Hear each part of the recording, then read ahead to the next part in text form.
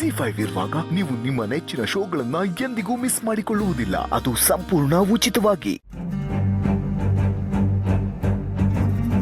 ನಾನಿವತ್ತು ಆಫೀಸ್ ಬರೋದಕ್ಕಾಗಲ್ಲ. ಯಾಕೆ ಆಫೀಸಿಗೆ ಬರಲ್ವಾ?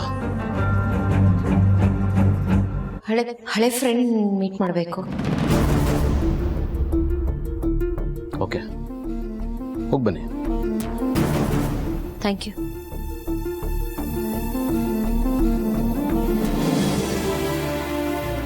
ಯಾಕೆ ಒಂಥರ ಇದ್ದೀರಲ್ಲ? Any problem?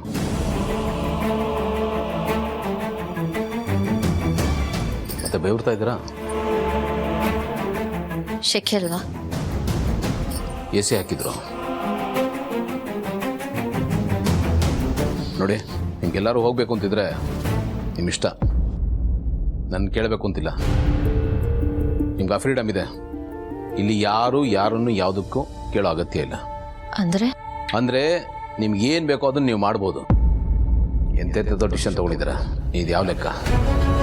ನಿಮಗೆ ಎಲ್ಲ ಥರದ ಫ್ರೀಡಮು ಇದೆ. ಹೋಗೋದು ಅನಿವಾರ್ಯ ಅಂತಾದಮೇಲೆ ಇಲ್ಲಿ ಯಾರು ಯಾರನ್ನು ತಡೆಯೋಕ್ಕಾಗಲ್ಲ. ನೀವಿಲ್ಲಿ ಹೋಗ್ಬೋದು.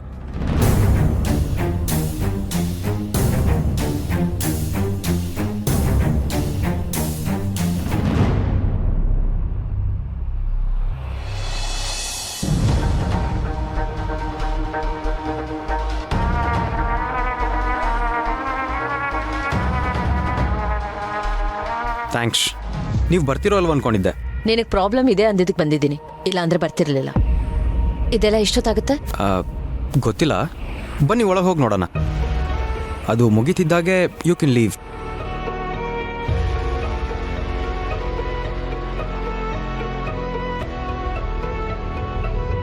ನಮಸ್ತೆ ಮೇಡಮ್.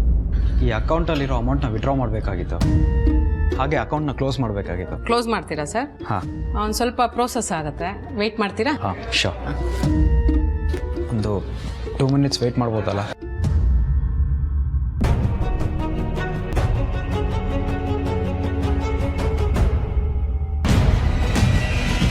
ಸಾರಿ.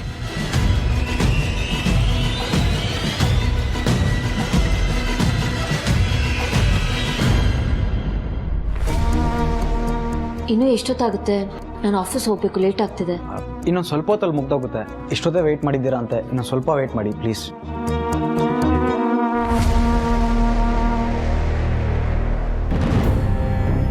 ಛೇ, ನಾನು ಯಾಕಾದರೂ ಇಲ್ಲಿಗೆ ಬಂದೆ ಅಂತ ಅನಿಸ್ತಿದೆ.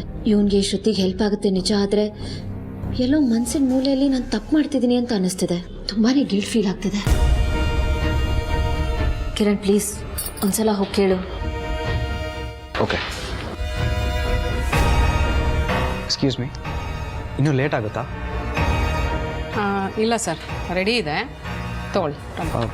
ಇದು ಫೈನಲ್ ಪ್ರೋಸೆಸ್ ಅಲ್ವಾ ಇದು? ಹಾಂ ಹೌದು. ಓಕೆ. ಟೈಮ್ ಆಗುತ್ತಾ? ಇನ್ನೊಂದು 10 minutes ಆಗ್ಬೋದು. ನಾನು ಆಚೆ ವೆಯ್ಟ್ ಮಾಡ್ತೀನಿ. ಶೋರ್.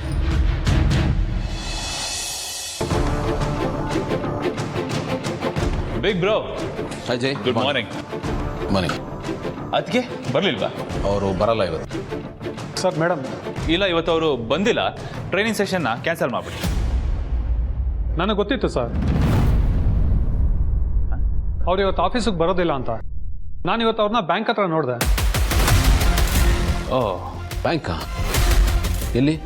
BTM ಲೇಔಟ್ ಹತ್ರ, ಫ್ಲೈಓವರ್ ಕೆಳಗೆ ಸರ್. ನಾನು ಆಫೀಸ್ಗೆ ಹಾಗೆ ಬಂದಿದ್ದು.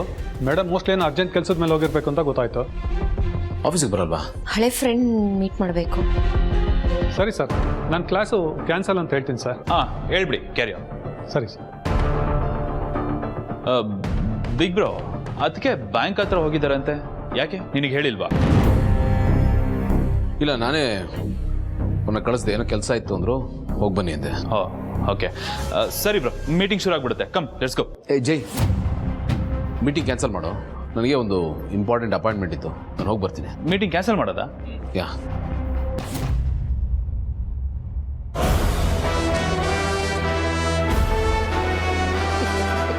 ಹೆಂಗೆ ಮಾಮ್ಸ್ ನಮ್ಮ ಪ್ಲಾನು? ಸೂಪರ್ ಕಣೋ, ಸೂಪರ್ ಅಲ್ಲ, ಸೂಪರ್ ಡೂಪರ್ ಹಿಟ್. ಒಂದು ಕಡೆ ಹಚ್ಚಿ ಒಂದು ಕಡೆ ಚುಚ್ಚಿ, ಅದೇನು ಮಜಾ ತಗೋತೀಯೋ. Simple moms.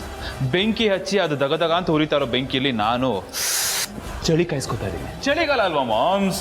ಅಡಿವಯ್ಯ, ಇದೇ ಖುಷಿಗೆ ಇವತ್ತು ಸಾಯಂಕಾಲ ಎಣ್ಣೆ ಪಾರ್ಟಿ ಮಾಡೋಣ. ಅಪ್ಪ ಏನ್ ಮಾಮ್ಸ್ ನೀನು, ಖುಷಿ ಆದ್ರೂ ಕುಡಿತೀನಿ ಅಂತ್ಯ, ದುಃಖ ಆದ್ರೂ ಕುಡಿತೀನಿ ಅಂತ್ಯ, ಒಂದ್ ವೇಳೆ ಏನು ಆಗ್ಲಿಲ್ವಲ್ಲ ಅಂದ್ರೆ ಏನು ಆಗ್ಲಿಲ್ವಲ್ಲ ಅನ್ನೋ ಬೇಜಾರ್ಗಾದ್ರೂ ಕುಡಿತೀನಿ ಅಂತ್ಯ. ಒಟ್ನಲ್ಲಿ ನೀನ್ ಕುಡಿತಾನೇ ಇರ್ಬೇಕಲ್ಲ. ಅಳಿವಯ್ಯ, ಗಂಟ್ಲು ಆವಾಗ ಒದ್ದೆ ಆಗ್ತಾನೆ ಇರ್ಬೇಕು ಕಣೋ, ಇಲ್ಲಾಂದ್ರೆ ಜೀವನೆಲ್ಲ ಡ್ರೈ ಆಗಿಬಿಡುತ್ತೆ.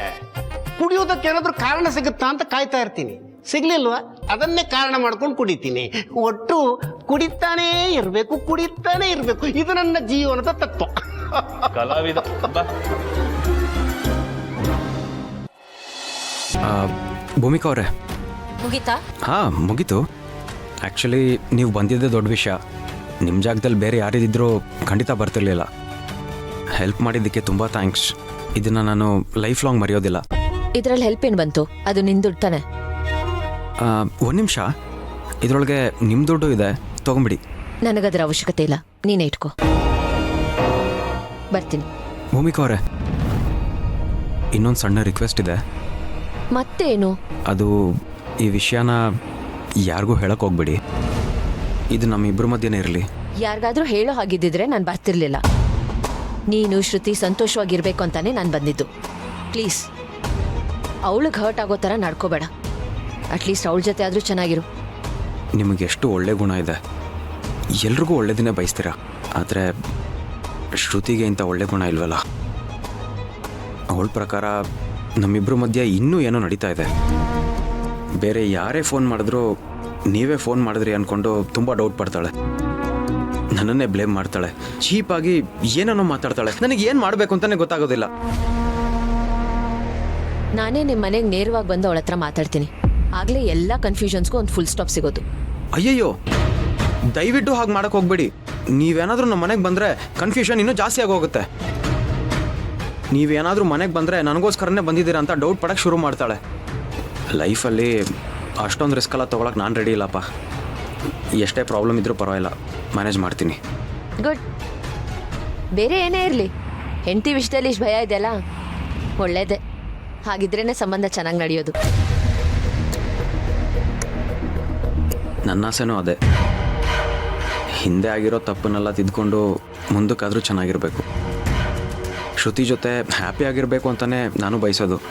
ಯಾವುದಕ್ಕೂ ನಿಮ್ಮ ಕಡೆಯಿಂದನೂ ಒಂದು ಒಳ್ಳೆಯ ವಿಷಯ ಇರಲೇ ಇಲ್ಲ. ಖಂಡಿತ ಇರುತ್ತೆ.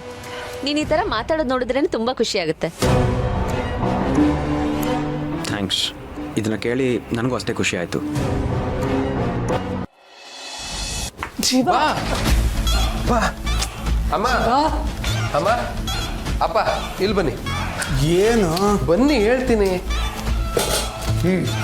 ಏನಿಲ್ಲ ಅತ್ತೆ, ಏನಿಲ್ಲ ಮಾವ, ನೀವು ಹೋಗಿ. ನೀ ಸುಮ್ಮನೆ ಇರು. ಅಮ್ಮ, ಅಪ್ಪ, ನೀವೇ ನೋಡಿ ಹೇಳಿ. ಇವಳು ಸ್ವಲ್ಪ ದಪ್ಪಾಗಿದ್ದಾಳ್ತಾನೆ. ಹೌದು ಕಣ, ನೀನು ಹೇಳಿದ್ಮೇಲೆ ನಾನು ಗಮನಿಸ್ತಾ ಇರೋದು. ಸ್ವಲ್ಪ ದಪ್ಪ ಆಗಿದ್ದಾಳೆ. ಏನ್ರಿ, ಏನೋ ದೊಡ್ಡ ಕಣ್ಣಿಡ್ದವ್ರ ಥರ. ನಿಮ್ಗೆ ಅಷ್ಟು ಗೊತ್ತಾಗಲ್ವಾ? ಮದುವೆ ಆದಮೇಲೆ ಹೆಣ್ಮಕ್ಳು ಸ್ವಲ್ಪ ಮೈಕೈ ತುಂಬ್ಕೋತಾರೆ. ZEE5 ಆಪ್ ಡೌನ್ಲೋಡ್ ಮಾಡಿ ಎಲ್ಲಾ ಸಂಚಿಕೆಗಳನ್ನು ಸಂಪೂರ್ಣ ಉಚಿತವಾಗಿ ನೋಡಿ.